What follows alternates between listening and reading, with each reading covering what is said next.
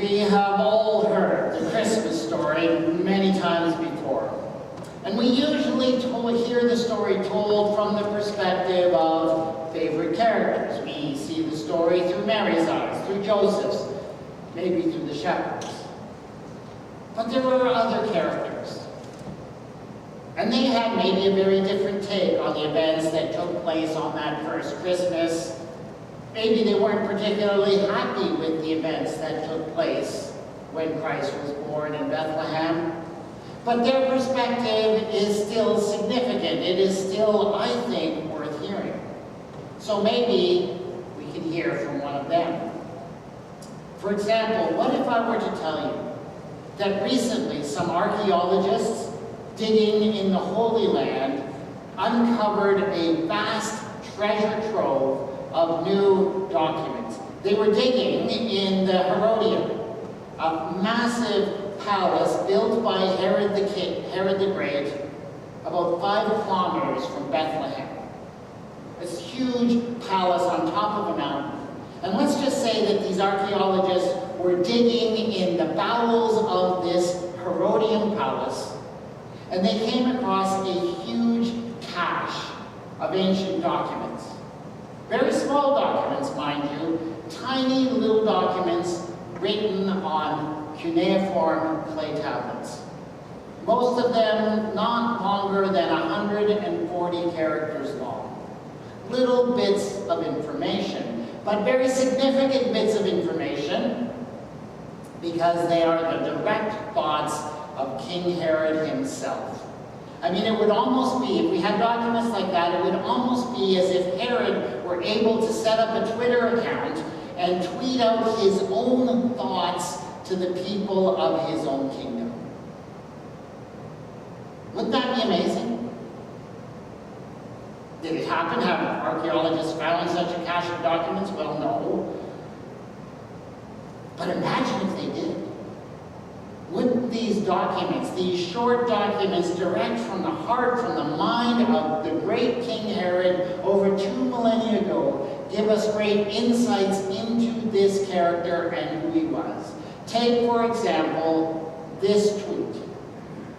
I am the greatest king who ever ruled over the kingdom of Judea, with the possible exception of David. My hope is to use this Twitter feed to make Herod great again. Hashtag make Herod great again.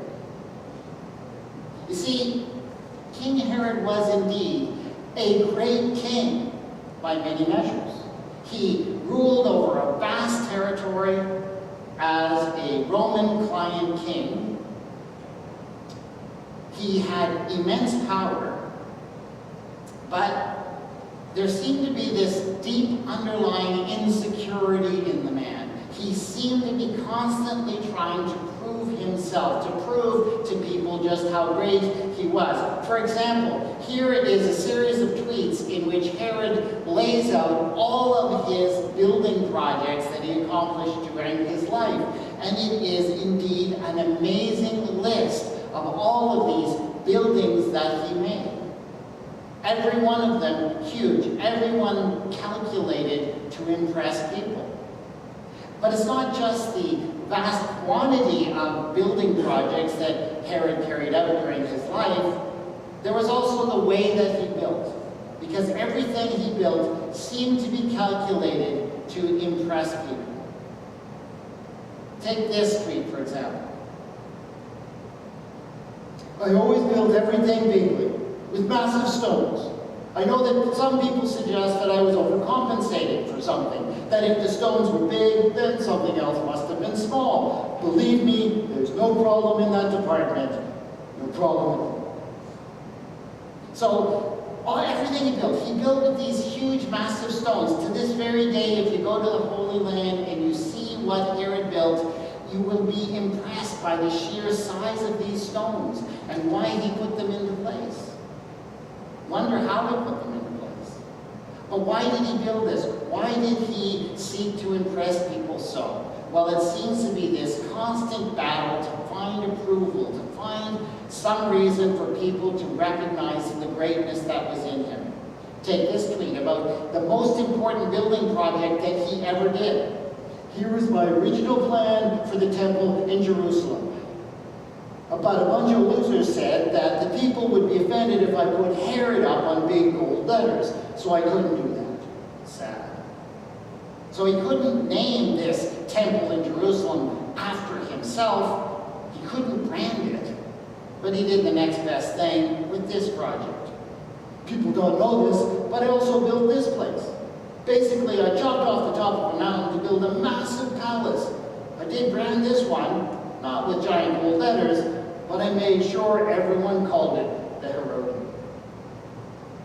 So there's absolutely no question that Herod had this huge ego, constantly doing things that were impressing people, seeking to impress people. But why was that? Well, as I say, I think there was a deep underlying insecurity. In fact, many people thought that he was not really the king of the Jews, that he was somehow illegitimate as the king.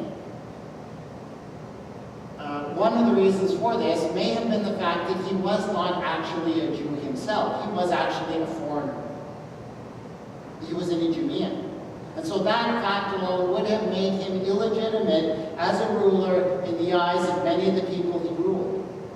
And I have no doubt that this was something that constantly bothered Herod, and he tried to hide it. He tried to cover it up. He maybe even would have tweeted something like, the fake news media would have you believe that I'm not a real Jewish king, that I am Idumean. I want to set the record straight since they are here. That is fake news. One of my lawyers is a Jew. I have many friends who are Jews and rabbis that I fellowship with. Hashtag make Herod great again. So he was constantly trying to prove to people that he was king, that he deserved to be king. One of the ways he tried to do that, to shore up his popularity with the people, was through marriage.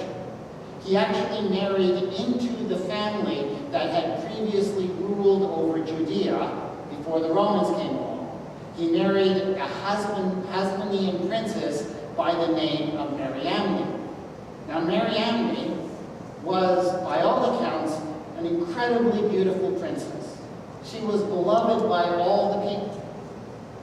And Herod probably married her in the hope that some of her popularity would rub off onto him.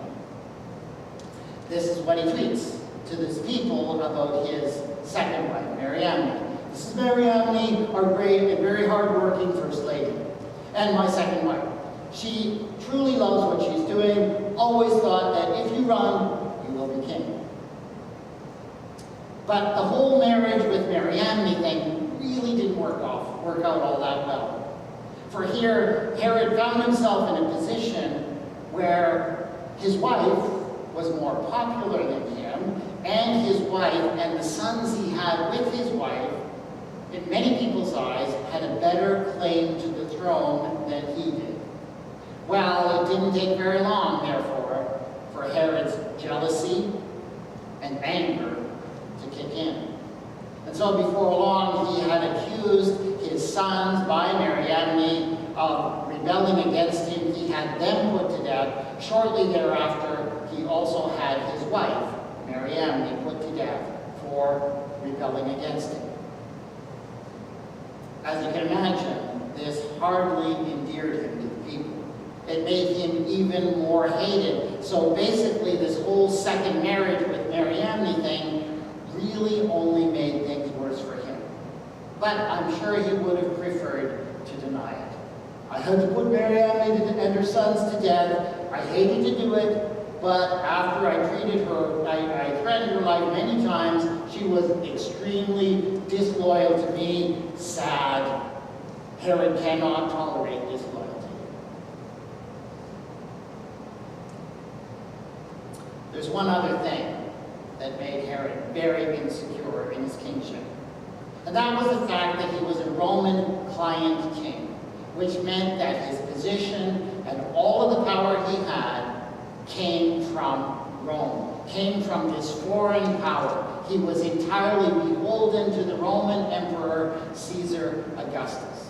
He was at the Roman beck and call.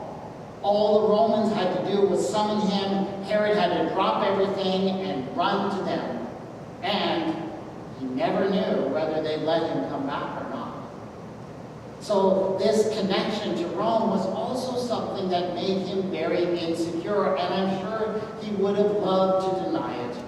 Despite thousands of hours wasted and many millions of denarii spent, the evangelists have been unable to show any collusion with Rome. So now they're moving on to false accusations and fabricated stories of women who claim to be pregnant by the Holy Spirit. Which brings us, of course, to the question at hand. The whole story of Herod within the story of the birth of Jesus, as we read it this morning in the Gospel of Matthew. Now, it must be stated that the things that Matthew reports about King Herod in his Gospel are only reported in that Gospel. They are not found anywhere else in the historical record. There is no other account of Herod meeting with the wise men, no account of him consulting with the elders about the birthplace of the Messiah. There is no other account of Herod sending his troops to slaughter innocent children in Bethlehem.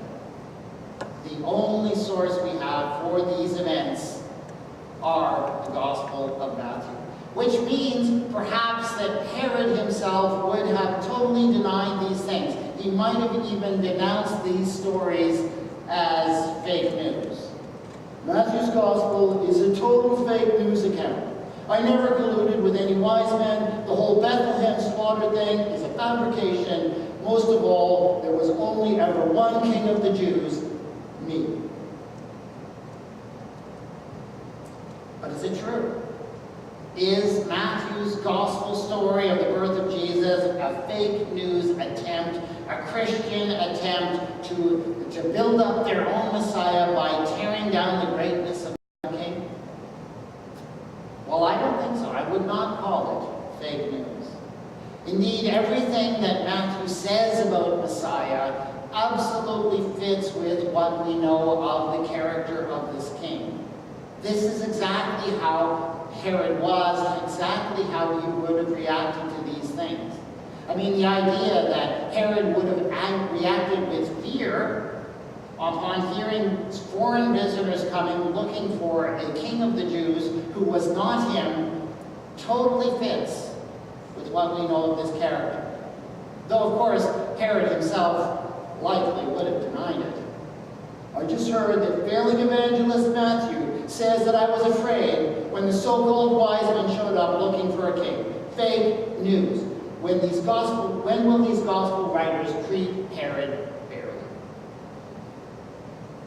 Matthew also tells us that when Herod was afraid, all Jerusalem was afraid with him. And that actually also fits with what we know of the character of Herod, because he was the kind of guy who the people around him would have known that when he was frightened, when he was concerned, he was very liable to fly off the handle. He could do anything. He could commit terrible crimes. The people around him knew this. They would have been afraid, not of the news that Herod was getting, but they would have been afraid of Herod's reaction. When the so-called wise men showed up in Jerusalem looking for a king of the Jews who was not me, all my advisors around me started getting jumpy. I don't know what they were afraid of. I wasn't afraid. I always act responsibly. I never fly off the handle. Well, almost never. So whatever Matthew was doing in his gospel story of the birth of Jesus, it's not just a fake news attempt to take down King Herod. It is true that we don't have any other records of these events in any other ancient source. But I don't think that what Matthew is writing is so-called fake news. The thing is, what Matthew writes isn't really about Herod. It's not really about who this man was, what he was capable, and yes, he was admittedly capable of terrible things. It's not really about that one individual's narcissism and the danger of it. It's about something bigger. Basically, Matthew told his story of the birth of Jesus by making very strong parallels between the story of the birth of Jesus and the story of another hero of the Jewish faith, Moses. If you read the story of the birth of Moses, you see many parallels between these two stories. And in particular, Pharaoh, the king in the story of the birth of Herod, behaves exactly like Herod. So Pharaoh is afraid of a deliverer who might arise among his Hebrew slaves. Pharaoh sends out his soldiers to kill all of the Hebrew babies, male babies, just like King Herod does. So the parallels are undeniable. So what is Matthew saying by doing this? He's saying that it's not just about one individual. It's not just about Herod, this one terrible ruler, some aberration in time. What he's saying is that Herod is a type. He is a model of a certain kind of ruler. We saw him before in Pharaoh. We see him now in Herod. The promise, the threat, Matthew is saying, is we will continue to see this kind of ruler again and again down through history. He keeps on happening. And the truly frightful thing about Pharaoh and Herod is not merely that they are capable of atrocities like the slaughter of innocent children. Though, yes, of course, there have certainly been more enough leaders like that down through the history of the world. The really dangerous thing about them is the basic insecurity that they have. They are people, they are leaders who have risen to great positions of power and responsibility, but have this deep insecurity inside them that prevents them from being the kings they were supposed to be, the leaders they were supposed to be. That deep fear that they are somehow illegitimate, that they dare not speak of, prompts them to do foolish things and, yes, evil things. So by talking so clearly about this type of ruler in his gospel story about the birth of Jesus, Matthew is saying one key thing. First of all, he's saying that rulers like Herod will come along. They will continue to come along. And you must watch for them, and you must hold back their power as much as you can. But he also tells the story of the birth of Jesus against this tyrant, Herod, to get across a very encouraging message to us. Because, of course, in this story, King Herod's kingdom does not, despite all its power, does not succeed. A new king is born. And that new king is not only better than the old king, better than Herod, he establishes a new kingdom that rips out the heart of Herod's old kingdom, who tears it down by the foundations. The new king is better and is God's king. I don't know about you, but in many ways, and I'm speaking especially on the political level, I have found 2017 to be a rather discouraging year, dispiriting year. It has been a year during which some of the political leaders in which I put some hope disappointed me. It has been a year during which some of the leaders in this world from whom I feared the worst have delivered the worst in spades.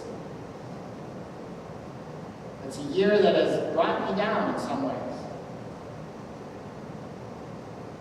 It makes me wonder, as I look forward to 2018, where is the hope? Well, Matthew, in his gospel account of the birth of Jesus, tells us where the hope is. And the hope is found here. It is found in the opening words of his story of the birth of Jesus. The key word in that opening passage is Emmanuel, which means God with us. What Matthew is telling us throughout this whole story is this: God has not left us alone. Yes, there are tyrants in this world. Yes, there are rulers like Herod who, in their deep insecurity and in their narcissism, do terrible, even horrible things. But God has not left us alone. God has established another kingdom, a better kingdom, and it will never fail, though Herod's kingdom will. As I look forward to 2018, that is the foundation of my hope, and that disturbs the foundation of Herod's kingdom in this world. Let's take a few moments in silence.